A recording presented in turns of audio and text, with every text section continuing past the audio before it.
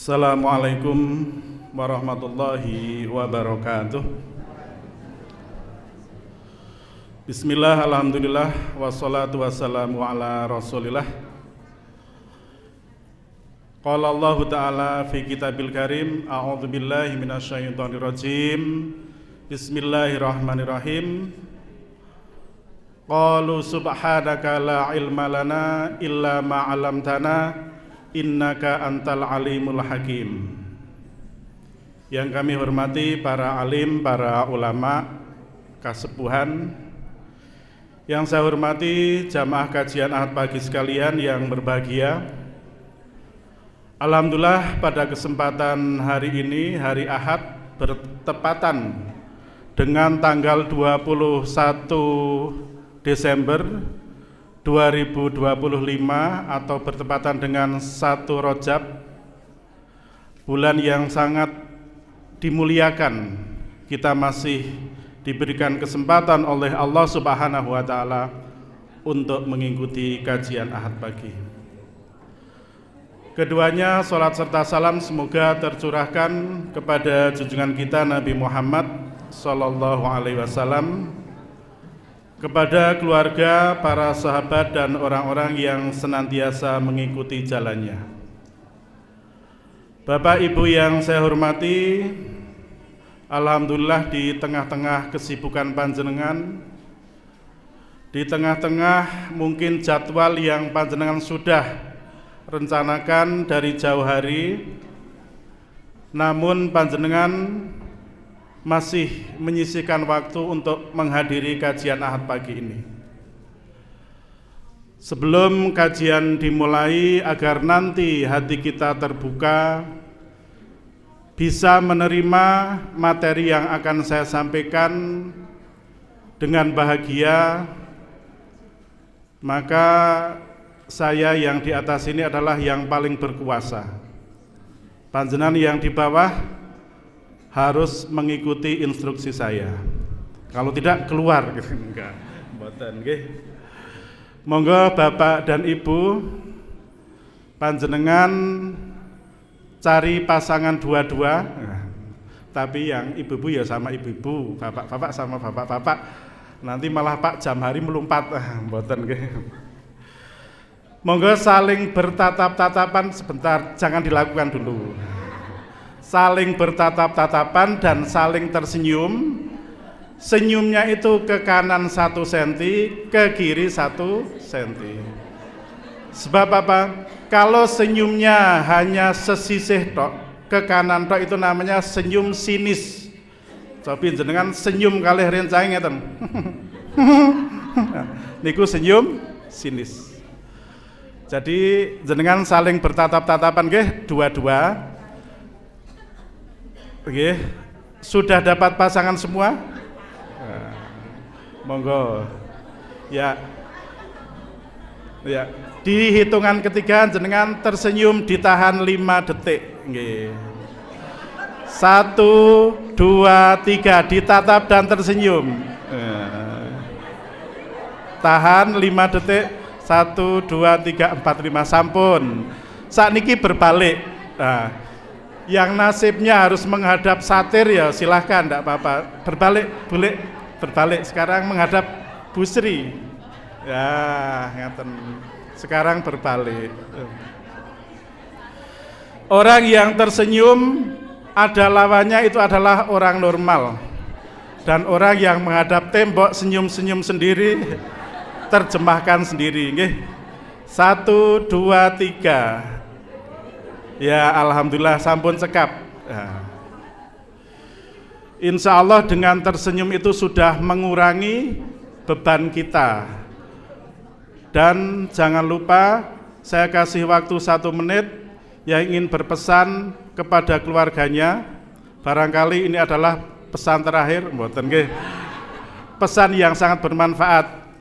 Yang di rumah saya kasih waktu setengah menit untuk apabila lupa di rumah keluarga panjenengan mematikan keran, kompor masih menyala, listrik masih banyak yang menyala, pintu belum dikunci. Nah, monggo bisa di WA setengah menit. Kalau sudah semua insya Allah aman. Jadi ngaji ini tenang, nggak kepikiran ya Allah mau kayak jangan-jangannya gurung dintas nanti ndak gosong. Bapak Ibu yang saya hormati, untuk materi saat ini adalah menggapai berkah di sisa usia. Hampir setiap manusia memimpikan bahwa di ujung akhir hayatnya adalah berakhir dengan husnul khotimah atau dengan akhir yang baik.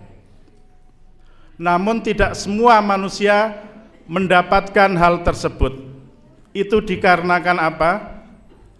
Satu adalah ciri-ciri penghuni surga, yaitu manakala ketika dia beribadah kepada Allah, baik itu ibadah sholat, menghadiri majelis taklim, tadarus Al-Quran, itu kita merasa nikmat di dalamnya.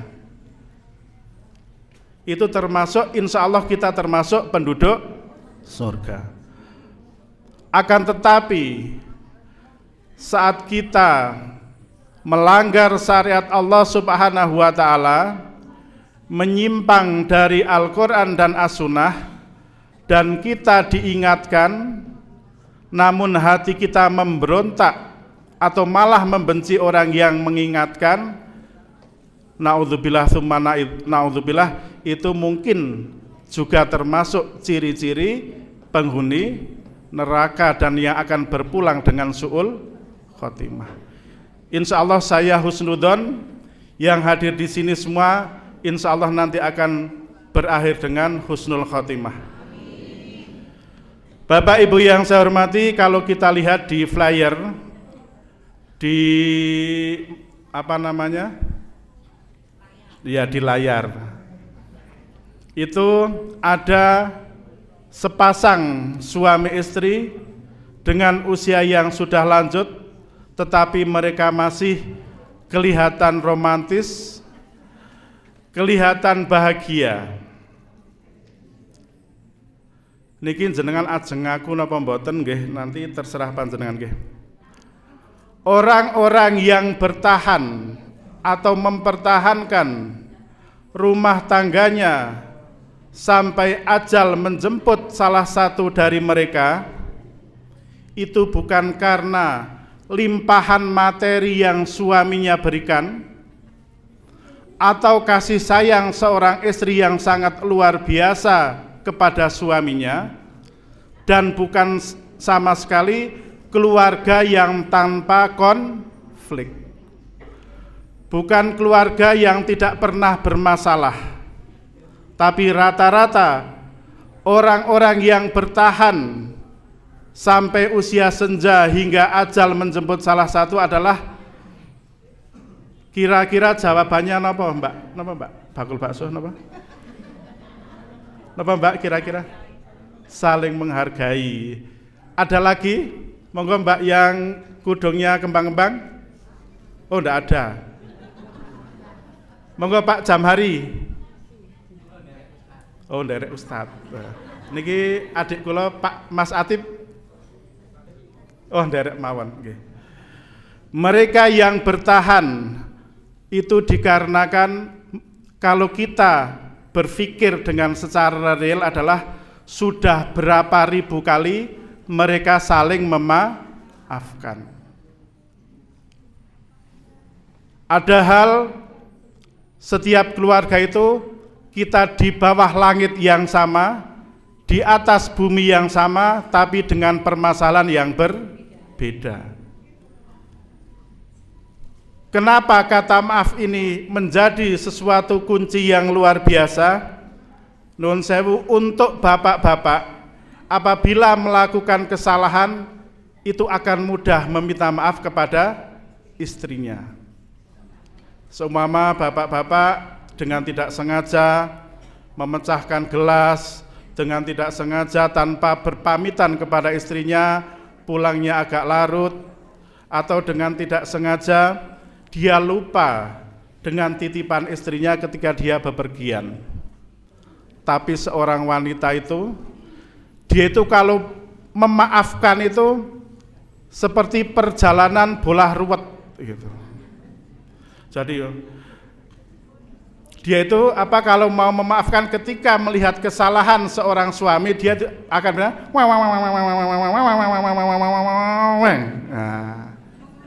iya.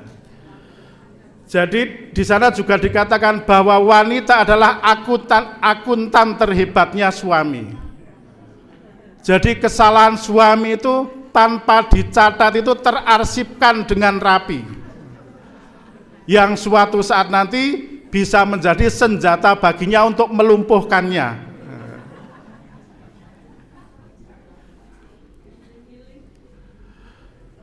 Dan ujian orang berkeluarga itu yang terberat apa? Ketika suami dan istri itu ujian terberatnya apa? Ketika ujian terberat seorang suami adalah ketika istrinya sakit, sakitnya sakit parah, dia sudah tidak bisa apa-apa, ngliwet wis ora bisa, ngaweke wedang wis ora bisa. Itu adalah ujian terberat seorang suami untuk bertahan, mempertahankan, dan untuk senantiasa berada di sampingnya.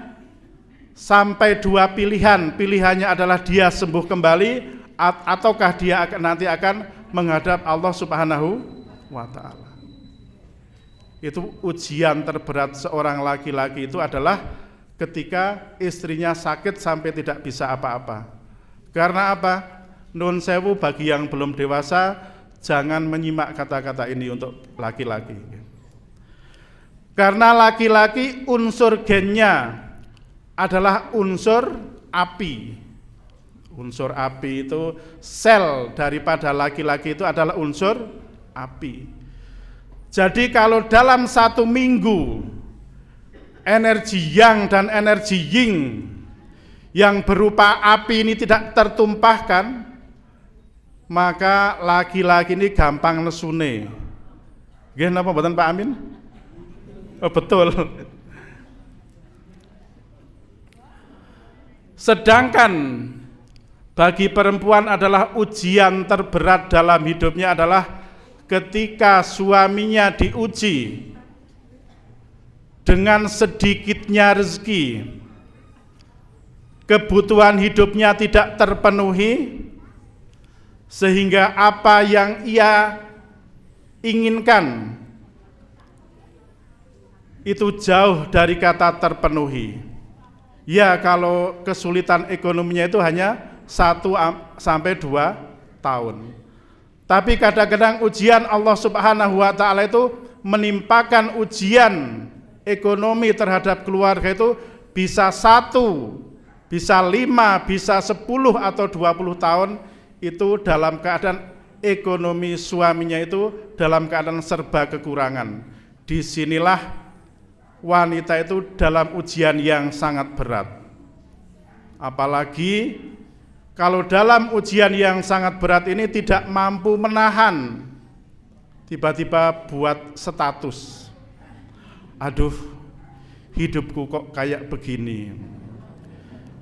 Kayak lagunya Grand ya itu yang judulnya Sedih Tak Berujung. Tiba-tiba yang melihat status panjenengan itu adalah krokodil darat. Jenengan ngertos krokodil, Bu? Napa? Iya. Sing weruh statusnya krokodil darat. Buaya darat itu bisa berupa orang umum, bisa berupa teman SMA dulu, bisa berupa jamaah kajian Ahad pagi. Oh, itu bisa. Jangan kira kalau ustadz yang jenggotnya panjang, wah, batu wis ngasih melingsi. Itu karena ujian terberat seorang laki-laki itu adalah wanita. Jadi ketika melihat status sedih tak berujung ini, setan itu kalau menggoda itu pada porsinya. kalau menggoda ustadzah, menggoda wanita solihah kados panjenengan iku nggak mungkin krokodil darat itu macak sebagai preman. Dia akan memacak. Dia akan menghias dirinya, mungkin pakai jubah, pakai serban, bahkan juga pakai hadis. Inna likulli da'in dawaun. Wah, sesungguhnya segala penyakit itu pasti ada obatnya. Begitu juga kesulitan dalam hidupmu. Wah, jika engkau dalam kesulitan, izinkanlah untuk sedikit berbagi kepadaku. Wah. Nah, ini krokodilnya sudah berperan ini. Di saat masalah yang genting, ekonomi morat-marit, suaminya di PHK dari pekerjaan, ada orang yang berkata seperti ini, nek saman ke butuh emeng 10 juta, tekan 20 juta, ngomong gitu. Nek jenengan ora tergoda, insya Allah jenengan wanita yang betul-betul solihah. Nah, dari situ, akhirnya hari pertama hanya melihat, Masya Allah, kok ya ono ya, Gusti Allah nggawe wong kok apike kok ngono ora kaya bojone nyong. Terus di hari ketiga mulai dengan serangan yang kedua. Sudah nggak kenal siapa-siapa, panggilnya Bunda. Bunda, bagaimana masalahmu? Apakah Allah sudah memberikan jalan keluar bagimu, Bunda? Wah, sing wedok ngerti bahasa Arab sidik-sidik. Ya akhi, sungguh ya akhi, saya tidak tahu dosa apa yang saya perbuat hingga keluarga saya seperti ini. Begini saja Bunda, bila ada waktu besok hari Jumat bisa datang ke rumah selepas saya khutbah Jumat, saya free.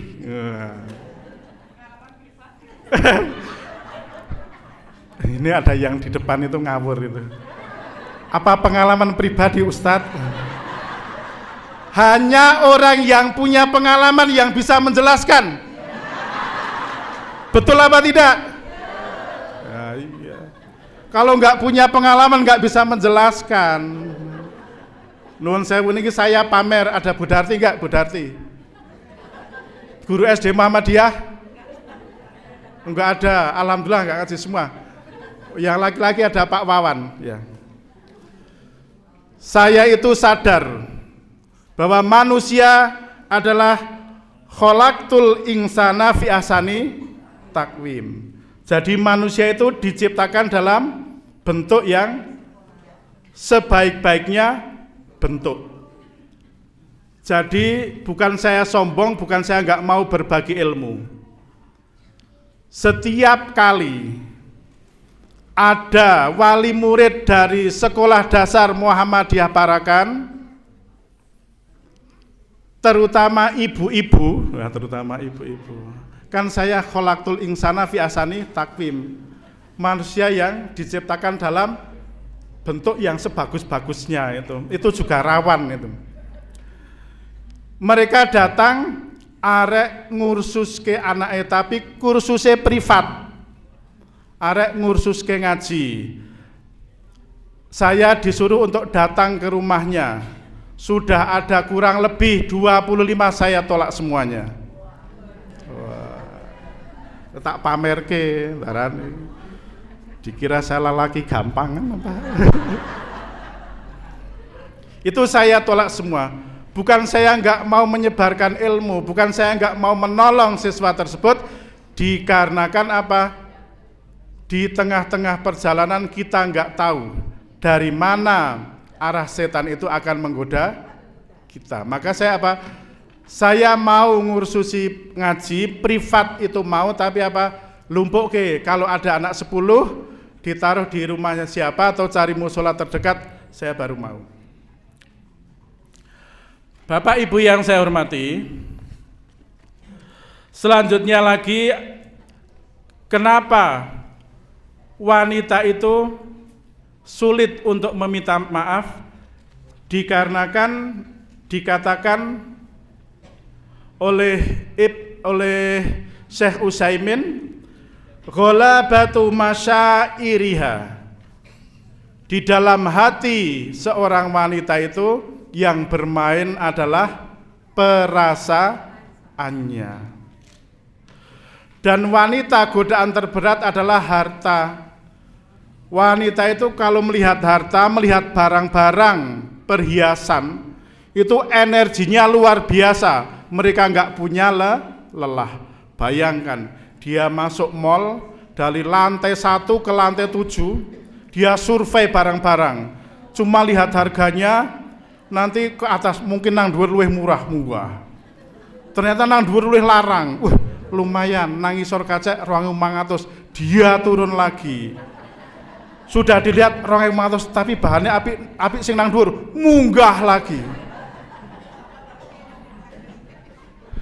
Kayak istrinya Pak Aziz. Enggak lah. Jadi itu energinya itu dia akan turah-turah ketika dia berhubungan dengan yang namanya keindahan dunia.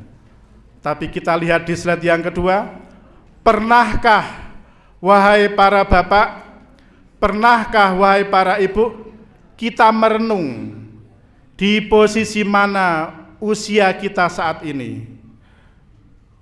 Panjenengan usianya berapa, Mbak, Bu? Usianya berapa? 24 sudah berkeluarga? Baru berkeluarga. Ya, ini saya nasihatkan khusus kepada panjenengan. Yang lain abaikan.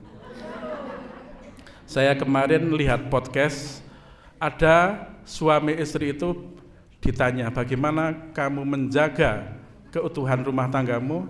Si istrinya menjawab, selama 10 tahun berkeluarga, saya belum pernah keluar tanpa didampingi dengan suami. Nah, nanti kan yang belakang bertanya, anyong nyambut gawe itu, anyong guru itu, anyong dodol itu, masuk bareng-bareng karo suami, bojone yo nang bangunan, bojone nyambut gawe adoh.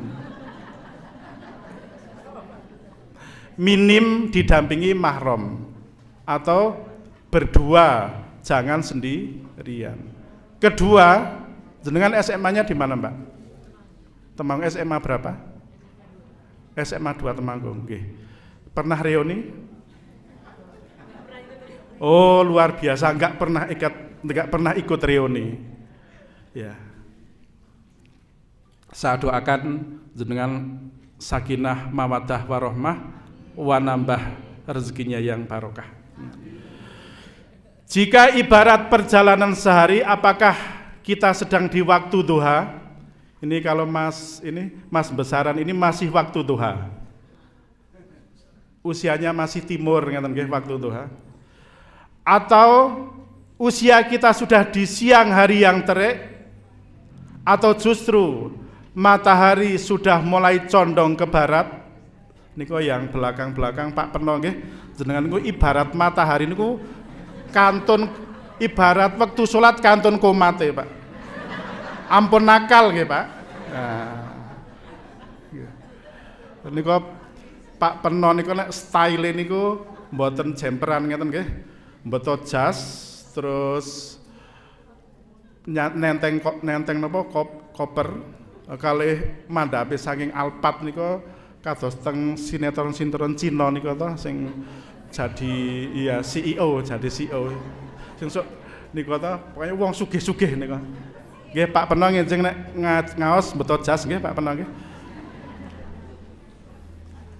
Lalu sisa usia kita adalah harta yang paling berharga.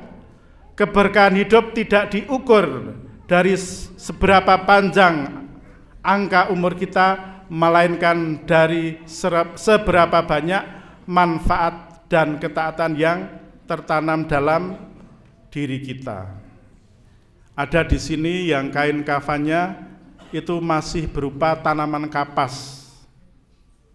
Ada juga yang kain kafannya sekarang sudah berada di saudara tekstil, cepak. Kalau seorang ustaz itu lihat dari atas itu tahu, ini sudah di saudara tekstil kalau ini. Ada yang kain kafannya itu sudah berada di Pak Mudin. Nah, di pak kaum masing-masing, di RW masing-masing. Nah, ini ada ibu-ibu yang kayak itu ibu. Nggak akan saya sebutkan. Nanti kalau pulang malah jadi nggak enak makan. Dan ada yang kain kafannya itu sekarang sudah dipotongi, ngisuk tinggal masang. Nggak ada, kalau itu tidak ada. Insya Allah masih agak lama. Niko 6 bulan lagi ibu. Niko bapak dengan kira langkung 1,5 tahun, nggih, sing kathah ngibadah nggih Pak nggih. Jadi kita nggak tahu kain kafan kita itu sudah perjalanan sampai mana. Maka dari itu kita harus memperbaiki diri kita agar nanti perjalanan hidup ini semuanya berakhir dengan husnul khotimah.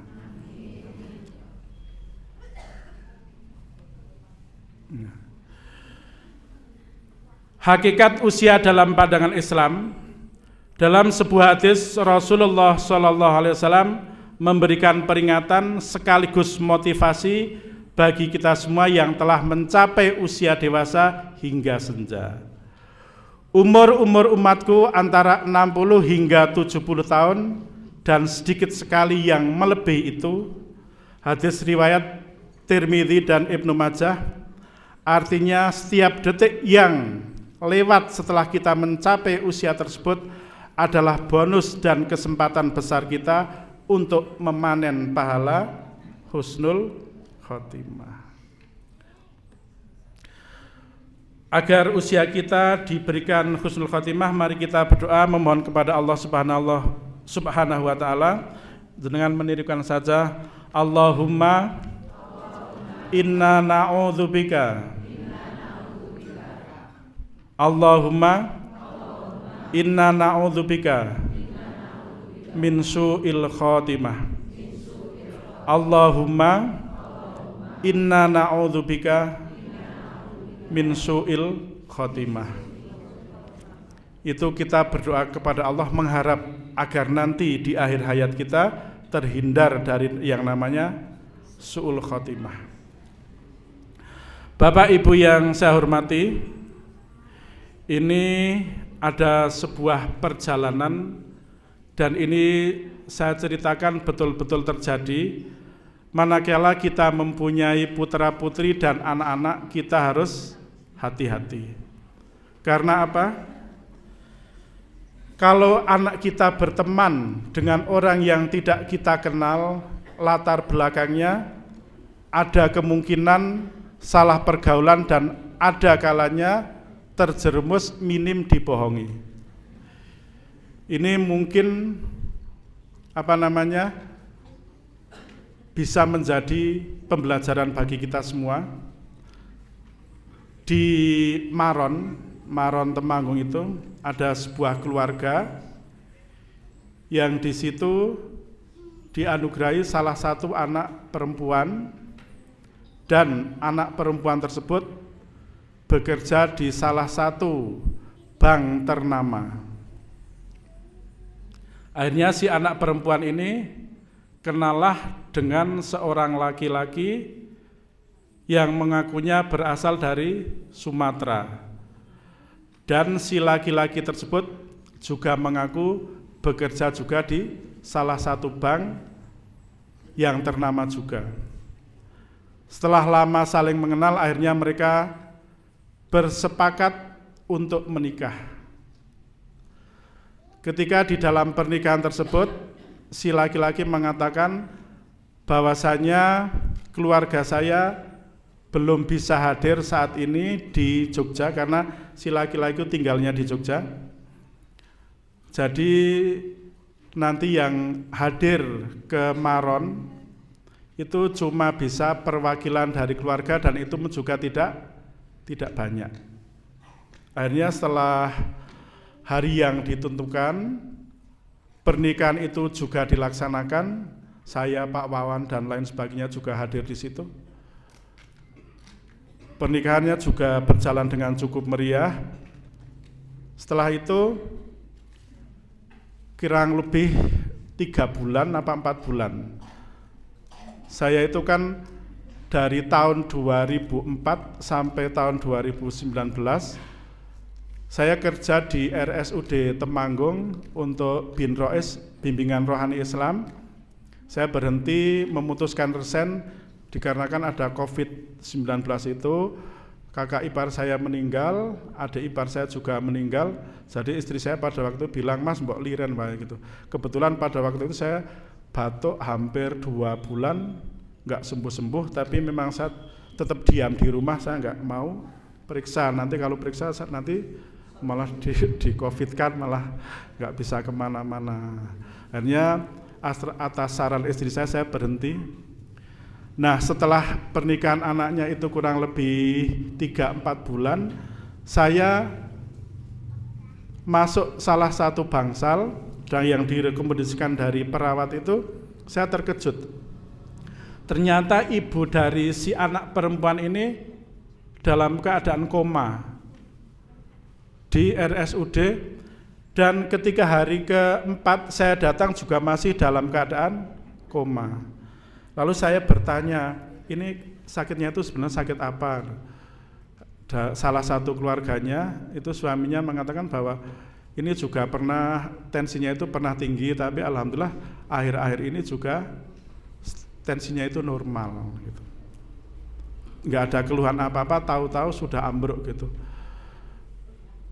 Ternyata ada salah satu keluarganya itu yang bercerita bahwa ibunya itu shock dengan pernikahan anak perempuannya.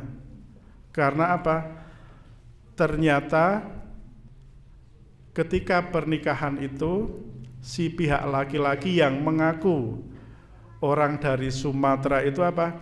Dia mengatakan bahwa untuk biaya pernikahan nanti orang tua saya akan datang kurang lebih 1 bulan ke depan untuk menggelar resepsinya, dan tolong ibu kami ditalangi dulu. Akhirnya ditalangi 50 juta sekian apa hampir 100 itulah, pokoknya 50 jutaan gitu. Nah, itu ditalangi betul karena dia juga bangga mempunyai menantu pegawai banknya bank ternama lagi, dan mungkin dia juga ngakunya salah satu manajer pemasarannya. Akhirnya setelah itu dikasihlah.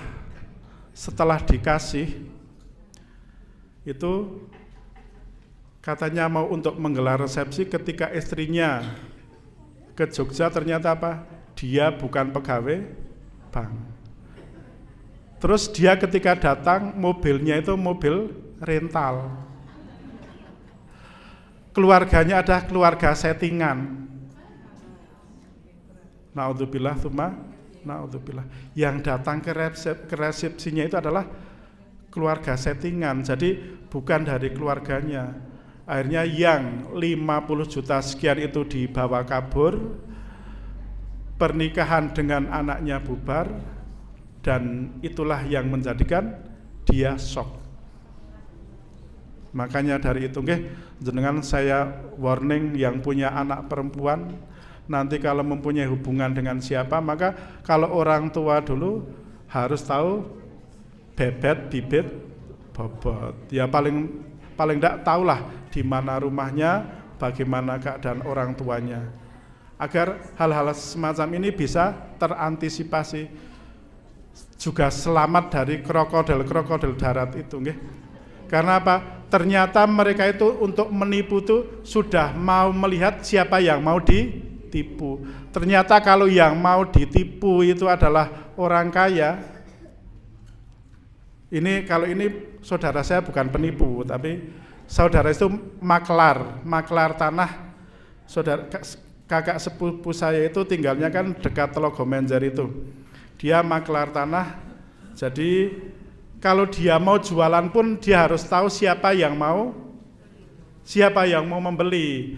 Kalau menengah ke bawah dia cukup pakai mobil Avanza, Innova Reborn lah.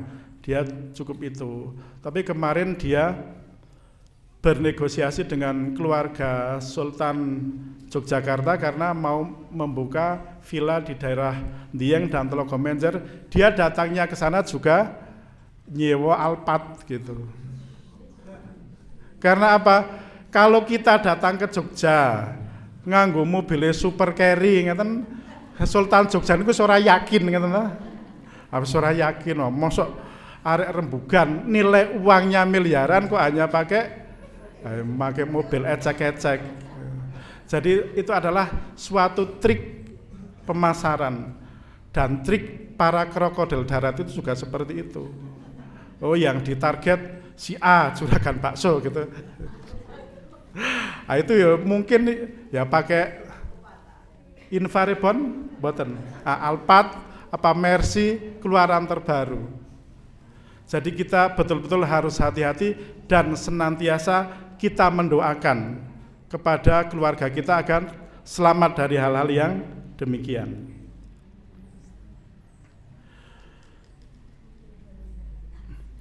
Terus bagaimana cara memastikan agar sisa usia kita berkah? Yaitu senantiasa kita beristighfar dan bertaubat. Jangan biarkan masa lalu menghalangi kita. Allah menyukai hambanya yang kembali kepadanya di masa tua, meningkatkan kualitas ibadah, bukan hanya sekedar kuantitas. Fokuslah pada kekhusyuan.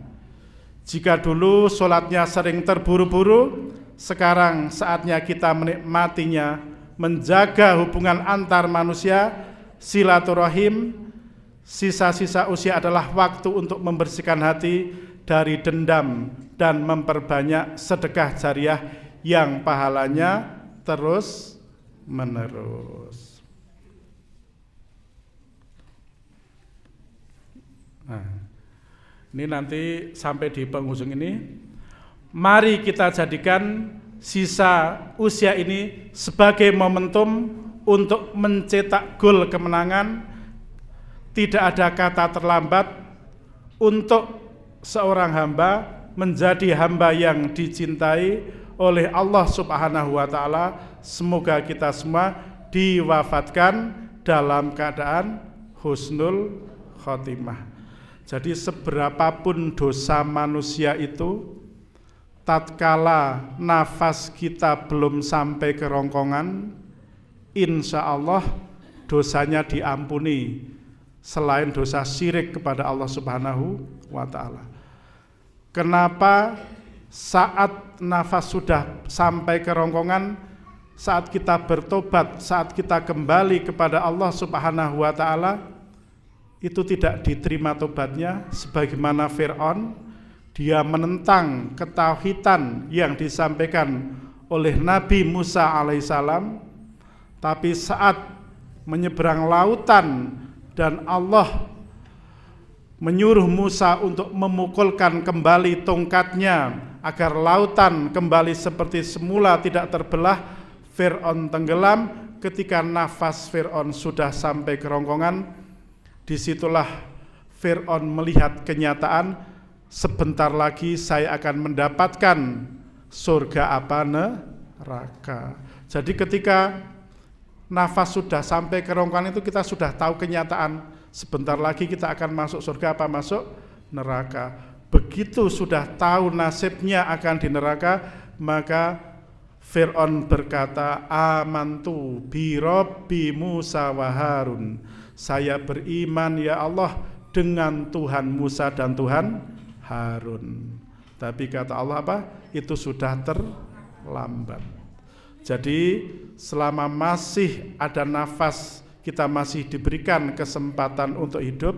Seberapapun kesalahan yang ada pada diri kita, seberapapun masalah yang kita hadapi, selama kita menyandarkan kepada Allah Subhanahu wa Ta'ala, insya Allah Allah masih akan menerima taubat kita semua.